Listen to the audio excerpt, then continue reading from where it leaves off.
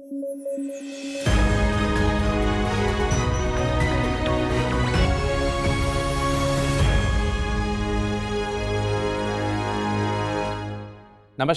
News at 9 में आप सभी लोगों का बहुत बहुत स्वागत है। मैं हूं वीरत दुबे। आइए जल्दी से नजर डालते हैं आज की न्यूज हेडलाइंस पर। दिल्ली एनसीआर में प्रदूषण का प्रकोप शुरू। दिल्ली में AQI पहुंचा 306, लागू होगा ग्रैब का सेकेंड स्टेज। बंगाल की खाड़ी के ऊपर बना चक्रवात, हामून होगा चक्रवात का नाम, राज्य सरकारों ने जारी की चेतावनी। और सेना 2027 से हटाएगी चीता और चेतक हेलीकॉप्टरों को। हेलीकॉप्टरों की टोटल टेक्निकल लाइफ हुई पूरी, इनकी जगह लेंगे स्वदेशी लाइट यूटिलिटी हेलीकॉप्टर्स।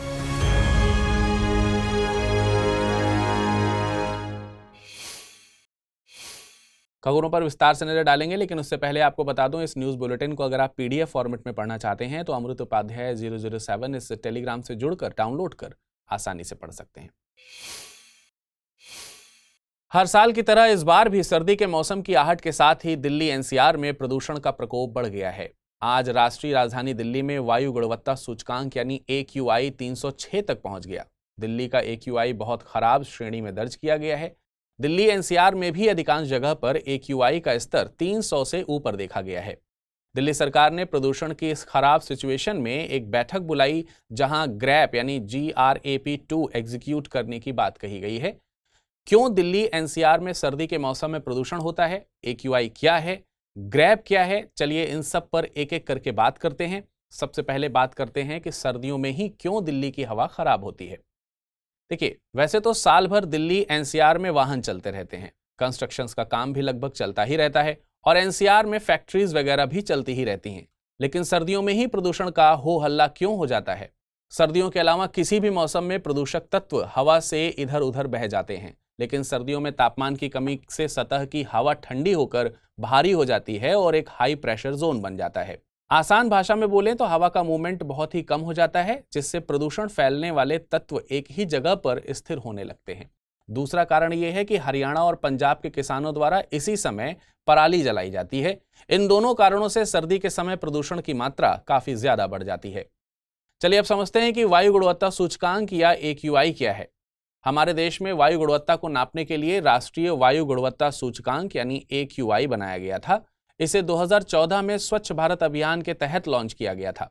वायु गुणवत्ता सूचकांक में 8 प्रदूषकों पर नजर रखी जाती है और ये हैं PM10, PM2.5, NO2, SO2, CO, O3, NH3 और PB यानी कि लेड। इन्हीं 8 प्रदूषकों की मात्रा में उतार और चढ़ाव से AQI स्कोर कम या ज्यादा होता है। अब आप ये सोचिए कि प्रदूषण तो हो गया, लेकिन अब सरकार क्या करे? सरकार ऐसे क्या काम करे कि प्रदूषण की सिचुएशन अंडर कंट्रोल रहे? सरकार के प्रदूषण को कम करने से रिलेटेड जितने भी काम होते हैं वो ग्रेडेड रिस्पांस एक्शन प्लान या ग्रैप कहलाते हैं। ग्रैप के 4 स्टेजेस होते हैं, यानी प्रदूषण की मात्रा के आधार पर सरकार अलग अलग एक्शंस लेती हैं। जैसे अगर AQI 201 से 301 के बीच है तो ग्रैप की स्टेज 1 के तहत सरकार कुछ चीजों में प्रतिबंध लगा देती है, जैसे इमरजेंसी के लिए ही डीजल जनरेटर का उपयोग होगा, निर्माण साइटों पर एंटी स्मॉग गन लगाई जाएगी, पटाखों पर पूरी तरीके से रोक लगा दी जाएगी इत्यादि। एयर क्वालिटी 301 से 400 के बीच होने की स्थिति में ग्रैप का दूसरा चरण लागू किया जाता है। अब इसमें क्या होता है? इसमें डीजल जनरेटर का यूज पूरी तरह से बंद होगा, प्राइवेट गाड़ियों का उपयोग कम से कम करने के लिए पार्किंग फीस बढ़ा दी जाएगी, CNG इलेक्ट्रिक बसों, मेट्रो सर्विस में इजाफा किया जाएगा, सांस और दिल की बीमारियों वाले लोगों को घर से बाहर नहीं निकलने की सलाह दी जाएगी। ग्रैप के स्टेज 3 AQI 401 से 450 यानी 401 से 450 के बीच लागू होते हैं। इसमें पब्लिक ट्रांसपोर्ट के उपयोग को बढ़ाने के लिए और जरूरी काम किए जाएंगे। जरूरी प्रोजेक्ट को छोड़ करके अन्य सभी निर्माण पर रोक लगा दी जाती है। BS3 पेट्रोल और BS4 डीजल कारों पर रोक हो सकती है। सबसे कड़े प्रतिबंध ग्रैप स्टेज 4 में लगाए जाते हैं, जिसमें दिल्ली में जरूरी सामानों के अलावा अन्य डीजल ट्रकों की एंट्री पर रोक लगा दी जाती है। गाड़ियों को ऑड इवन पर चलाने का फैसला हो सकता है। साथ ही सरकार के साथ साथ ऐसी सिचुएशन में नागरिकों का भी कर्तव्य होता है कि वे सरकार के ऐसे फैसलों का समर्थन करें। हमारी भी आपसे दरख्वास्त है कि आप अपना ख्याल रखें। बहुत जरूरी हो तभी घर से बाहर निकलें तो मास्क लगाकर निकलें। मॉर्निंग वॉक या इवनिंग वॉक को कुछ दिनों के लिए अवॉइड करें और कमेंट करके हमें बताइए कि प्रदूषण को कम करने में आप क्या भूमिका निभा सकते हैं? हाल ही में भारत मौसम विज्ञान विभाग यानी IMD ने कहा है कि बंगाल की खाड़ी के ऊपर बना गहरा दबाव एक चक्रवात में बदल सकता है। इसके बनने के बाद चक्रवाती तूफान को हामून कहा जाएगा। यह नाम ईरान द्वारा दिया गया है।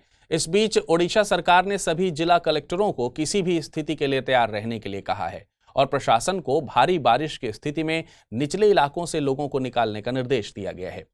चलिए समझते हैं कि साइक्लोन क्या होते हैं और ये कैसे बनते हैं। चक्रवात या साइक्लोन कम दबाव वाला क्षेत्र होता है जिसमें हवाएं अंदर की ओर घूमती रहती हैं। चक्रवात की वजह से तूफानी हवाओं के साथ भारी वर्षा हो सकती है। उत्तरी गोलार्ध में चक्रवात एंटी क्लॉकवाइज घूमते हैं और दक्षिणी गोलार्ध में ये क्लॉकवाइज घूमते हैं। आमतौर पर चक्रवात गोलाकार, अंडाकार या फिर वी आकार के होते हैं। चक्रवात बनने और इसके तेज होने की प्रक्रिया को साइक्लोजेनेसिस कहा जाता है। देखिए, जिस स्थान पर सूर्य की किरणें सीधी पड़ती हैं उस स्थान पर तापमान बढ़ जाता है। जब सूर्य की तेज किरणों के कारण समुद्र के ऊपर चलने वाली हवाएं गर्म हो जाती हैं तो वह हवाएं गर्म होकर तेजी से ऊपर उठने लगती हैं और अपने पीछे एक कम दबाव का क्षेत्र छोड़ जाती हैं। हवा के ऊपर उठ जाने के कारण वहां एक खालीपन पैदा हो जाता है। अब इस खाली जगह को भरने के लिए आसपास की ठंडी हवाएं तेजी से आती हैं, लेकिन पृथ्वी की अपनी धुरी पर घूमने के कारण ये हवाएं सीधी ना आकर एक कर्व डायरेक्शन में आती हैं और फिर हवा तेजी से घूमती हुई ऊपर की ओर उठने लगती है। ये हवाएं एक स्पाइरल के जैसे नीचे से ऊपर की ओर जाती हैं। यह सिलसिला लगातार चलता है। जब हवा की स्पीड बहुत तेज हो जाती है तो यह घूम घूम कर एक बहुत विशाल आकार का घेरा बनाने लग जाती है। इन हवाओं की रफ्तार सैकड़ों किलोमीटर प्रति घंटा से ज्यादा हो जाती है। इसी प्रणाली को हम चक्रवात कहते हैं। आइए अब बात करते हैं उष्णकटिबंधीय चक्रवात की। यह चक्रवात उष्णकटिबंधीय महासागरों की सतह पर बनते हैं और तटीय क्षेत्र की तरफ बढ़ते हैं। निम्न वायुमंडलीय दाब, बहुत तेज हवा का चलना और भारी बारिश इनकी विशेषताएं होती हैं। उष्णकटिबंधीय चक्रवात तब बनते हैं जब समुद्र की सतह का तापमान 27 डिग्री सेल्सियस से ज्यादा हो जाता है।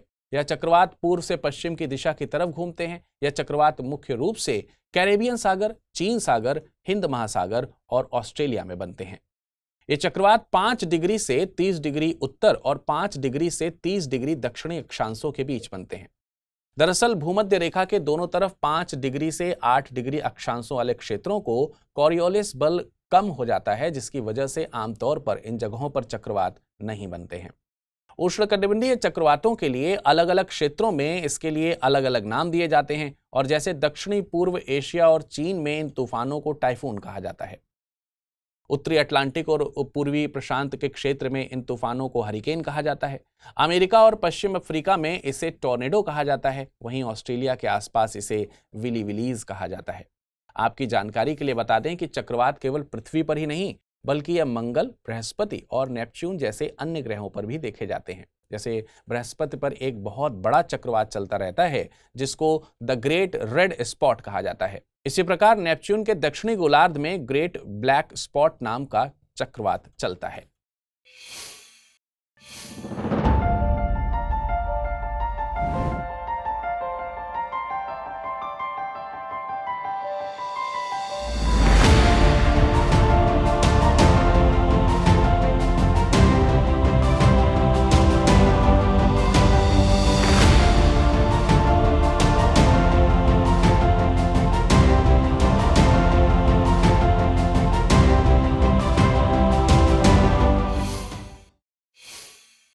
हाल ही में सेना ने बताया है कि सेना 2027 से पुराने चीता और चेतक हेलीकॉप्टरों की पहली खेप को चरणबद्ध तरीके से हटाना शुरू कर देगी। ऐसा इसलिए किया जाएगा क्योंकि चीता और चेतक हेलीकॉप्टरों की कुल तकनीकी जीवन यानी टेक्निकल लाइफ पूरी होने वाली है। इसको आसान भाषा में मतलब समझें तो ये हुआ कि ये हेलीकॉप्टर अब उपयोग करने लायक नहीं रहेंगे। आपके मन में सवाल आ रहा होगा कि अब इन हेलीकॉप्टरों की जगह कौन से हेलीकॉप्टर सेना में शामिल किए जाएंगे। तो इसका जवाब है स्वदेशी लाइट यूटिलिटी हेलीकॉप्टरों को यानी LUH को। सेना LUH को बड़ी संख्या में शामिल करने पर विचार कर रही है। LUH एक 3 टन वर्ग का हेलीकॉप्टर है। यह जासूसी, निगरानी और हल्के परिवहन हेलीकॉप्टर के रूप में काफी ज्यादा उपयोगी है। देखिए, हल्के हेलीकॉप्टर सियाचिन ग्लेशियर सहित ऊंचाई वाले क्षेत्रों में आपूर्ति और निकासी के लिए जीवन रेखा माने जाते हैं और 2020 के चीन के साथ गतिरोध के बाद से भारत की उत्तरी सीमाओं पर भी इनकी जरूरत काफी ज्यादा बढ़ गई है। कुल मिलाकर सेना और वायुसेना को इस श्रेणी में 400 से अधिक हेलीकॉप्टरों की आवश्यकता है। आपको बता दें कि नवंबर 2021 में रक्षा अधिग्रहण परिषद ने लगभग 1500 करोड़ की लागत से LUH के 12 सीमित श्रृंखला उत्पादन यानी LSP वेरिएंट की खरीद को मंजूरी दी थी।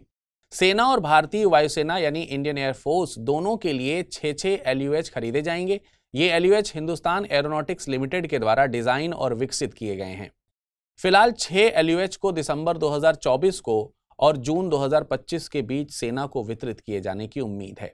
गौरतलब है कि सेना के पास वर्तमान में 246 में से 190 चीता, चेतक और चीतल हेलीकॉप्टर्स हैं। सेवा में मौजूद 190 चीता और चेतक में से लगभग 134 हेलीकॉप्टर 30 साल से अधिक पुराने हैं।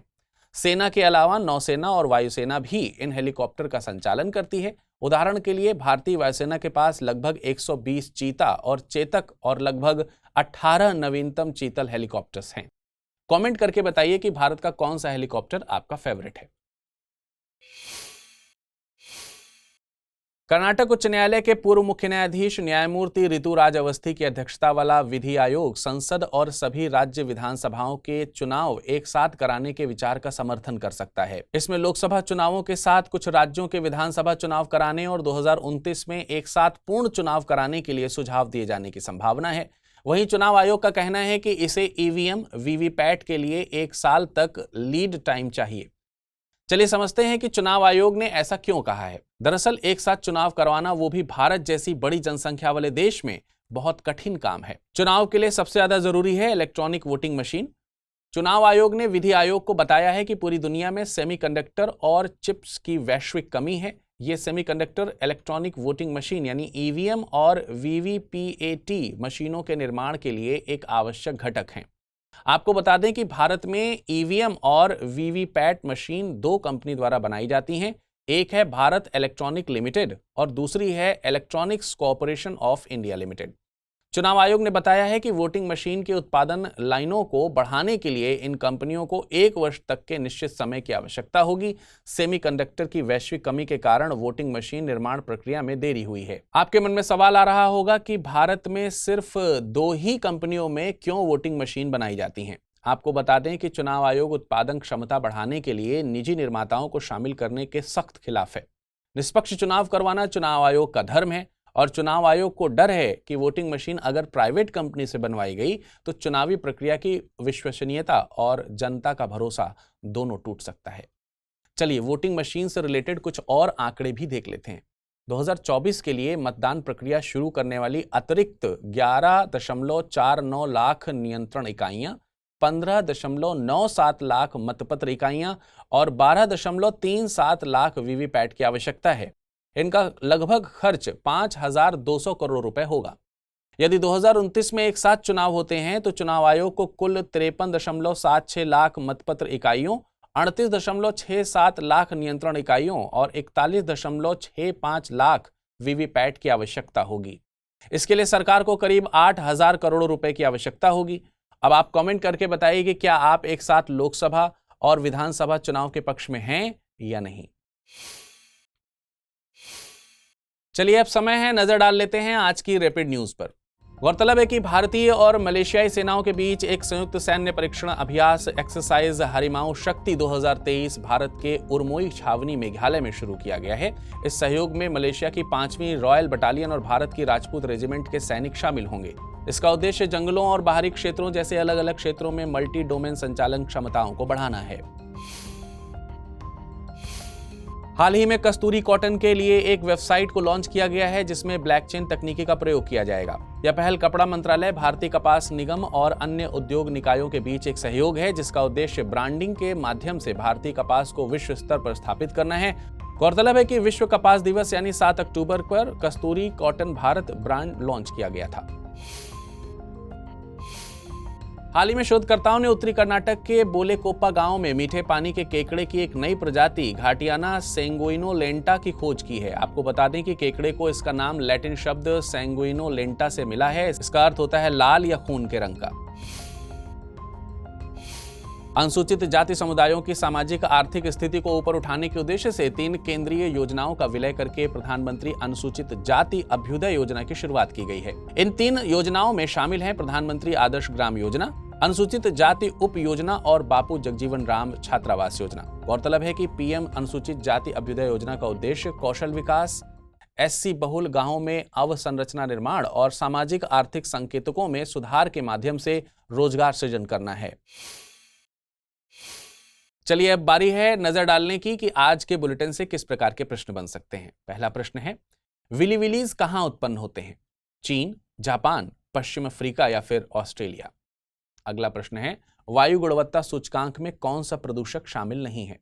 SO2, CO, O3 या फिर CO2? एक नजर डाल लेते हैं पिछले बुलेटिन में क्या प्रश्न पूछे गए थे और क्या है उनके सही उत्तर। पहला प्रश्न पूछा गया था, हाल ही में खबरों में रही रफा बॉर्डर किसके बीच स्थित है? गाजा और इजराइल के बीच, इजराइल और लेबनान के बीच, इजराइल और इराक के बीच या फिर मिस्र और गाजा के बीच? इसका सही ऑप्शन है डी। एक और प्रश्न पूछा गया था, POSH अधिनियम किस वर्ष बनाया गया था? 2013, 2012, 2014 या फिर 2011? इसका सही ऑप्शन है ए। आज के बुलेटिन में फिलहाल इतना ही, फिर कल कुछ नई खबरों के साथ आपके समक्ष हाजिर होंगे। तब तक के लिए अपना ख्याल रखिएगा, पढ़ाई करिएगा ध्यान से। नमस्कार।